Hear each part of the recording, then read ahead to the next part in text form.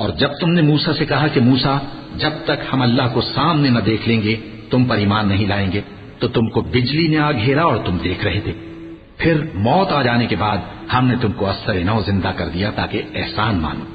और हमने बादल का तुम पर साया किए रखा और तुम्हारे लिए मन सलवा उतारते रहे कि जो पाकीज़ा चीजें हमने तुमको अता फरमाई हैं उनको खाओ पियो, मगर तुम्हारे बुजुर्गों ने उन नेमतों की कुछ कदर न जानी और वो हमारा कुछ नहीं बिगाड़ते थे बल्कि अपना ही नुकसान करते थे।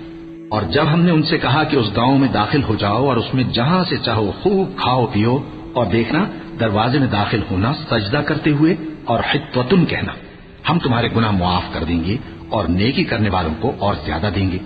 तो जो जालिम थे उन्होंने उस लफ्ज को जिसका उनको हुक्म दिया था बदलकर उसकी जगह और लफ्ज कहना शुरू किया।